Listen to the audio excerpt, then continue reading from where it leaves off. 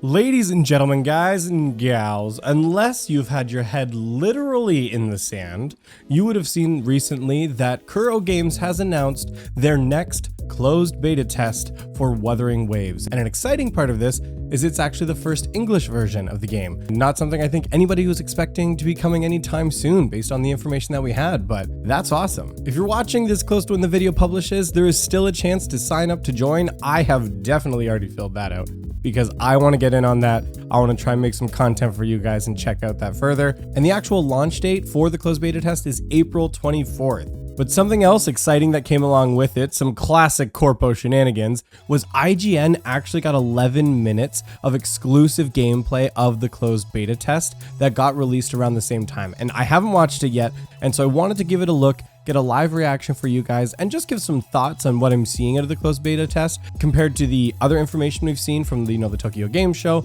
and just to get a better idea of the progression on the game since then. Also, guys, we are creeping up on 1,000 subscribers, which is crazy. I appreciate all the support, but that is a first milestone for me, and I would really love if you guys could just like and subscribe down below. I would really appreciate that.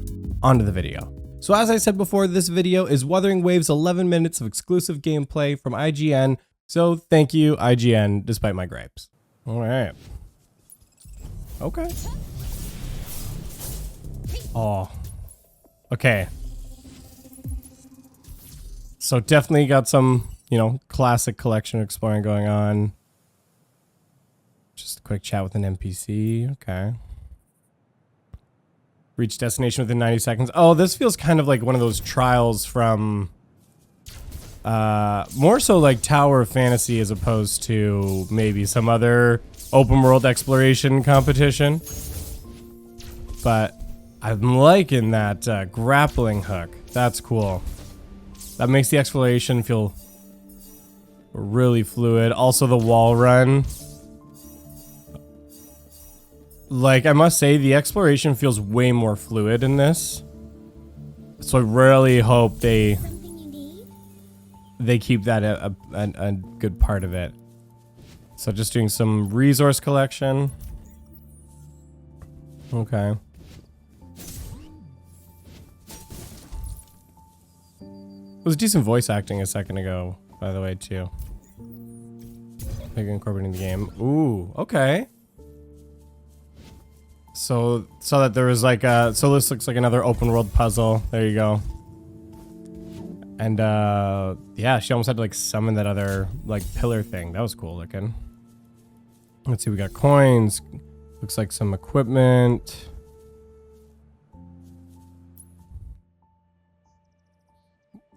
Okay, just, an open world note. Just having a seat. Take a break. Just sitting down.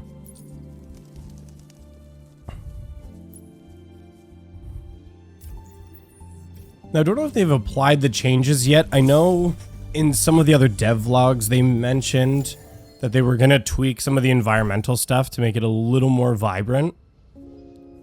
I don't know if I'm seeing a huge difference from some of the stuff I saw in the early beta tests compared to this. It still seems fairly similar, so I'm hoping it just hasn't been changed for the beta test, and that's something they will be changing. But oh, it's really cool to see her new skin in action. I'm completely blanking on her name at the moment. But she was one of the characters that went through the redesign, which is really sweet. That was so awesome. That was a really fluid transition. That animal that came out, I don't know if that's like was like a skill piece or if that's what they talked about before with like collecting the echoes in the devlog. Like you can actually collect the monsters like that, and then you can actually like use skills from those monsters. So I'm gonna go out on a limb and assume that's what one of those was. Okay, getting some UI stuff we're seeing. Okay, yeah, echo equipment, boom, nailed it.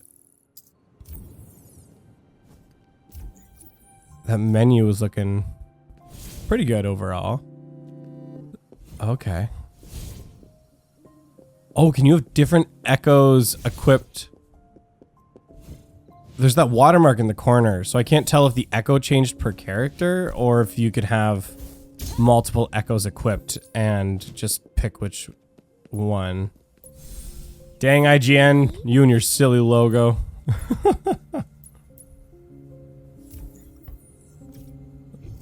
So using the scanner, that feels, you know, very similar, kind of detecting, you know, what environmental factors you can actually engage with. Okay. Oh, that was sweet. Oh, the perfect dodge. That looks clean. I love the visual effects on the combat are great. Like you can really see, oh, that was good. You can really see the impacts of, like I've talked about this before, but like Kuro Games as a publisher, like their combat is solid, and you can see that even being brought into this open world environment, it looks really good. So it looks like, okay, yeah. So it looks like you can have different echoes equipped to different characters. And, okay. And it looked like you can also like level them up and improve them as well. I don't know if that's like a training thing or if it's like different regions have stronger versions of them that you have to, you know, absorb. Man, I really hope I get into this closed beta. I want to try this out so bad. Those dual pistols look really cool. What do we have here? You can't hide from me. Union level 9 seems like it's probably going to just be like your overall like account level. I hope they don't gate too much behind like account level, and it's more of that just like an actual general power thing. Oh, you can, oh, it's like Dark Souls when you can like leave notes on the ground. I like that.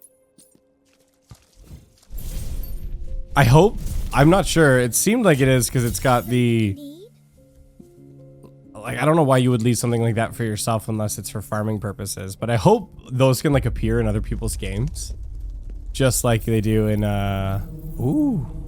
Is this gonna be a boss fight? Oh, come on.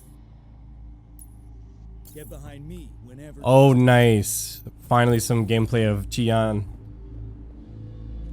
He does look very similar to, I've mentioned it before, that character from Epic 7. Okay. I want to see some of his gameplay. I've seen some screenshots. They posted a little bit on Twitter recently. Ooh. That's what I'm talking about. Woo. Oh, love that. I love that. He's definitely, you know, guarantee you, you know, he's gonna be like a 5-star unit or whatever the equivalent is, or an S rank unit, and it's gonna be expensive, but I want him. Oh, that's sick. Till the right time. What was interesting is he had like a sword on his back there. Did I miss something? Because he was fighting with the polearm. Okay. Ooh. So they defeated all the monsters in the area. Right on.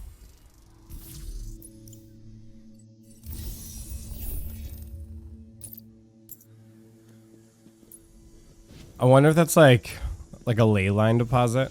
If that's what that's more so akin to.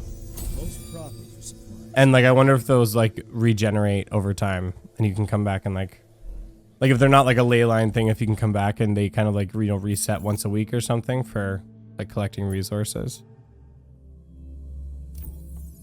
One thing that's always hard to balance this with games is in an open world, it's really easy to bump into, like you explore an area once and then you have no need to ever go back to it again, which is like cool because you always still feel like you're progressing forward, but then it can really start to make the world feel empty after you started to clear it.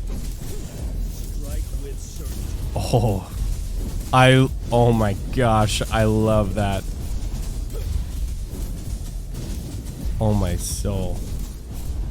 That's unreal. I love it. Okay, and I was catching it there that time too, where there was, you could see him switching between the sword and the polearm and the overall combo. That was sweet. So it looked like that was kind of like his QTE switch. So I think the way I've been catching this is there's like a QTE switch that uses the echoes Or there's just like a general like regular QTE switch on the units, which is which looks really cool. Like on the, at least on the Echo side, sorry. Oh. Okay. Yeah, the game, it still needs a little more color. Like even compared to like, even Punishing Grey Raven has got like a lot of more color to it in the different zones and environments. And so like, yeah, I still want it to pop more. It's just a little too desaturated. That was sweet. I love that grappling hook again. What's that thing on the cliff there?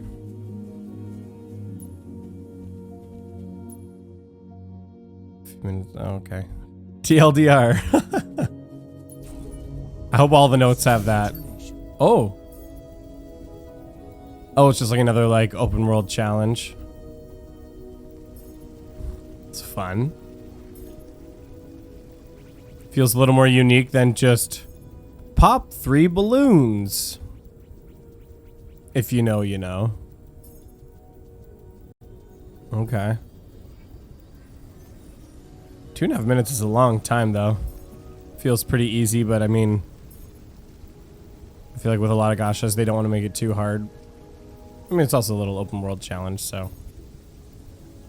What do you expect kind of on those pieces? Still feels a little long, though.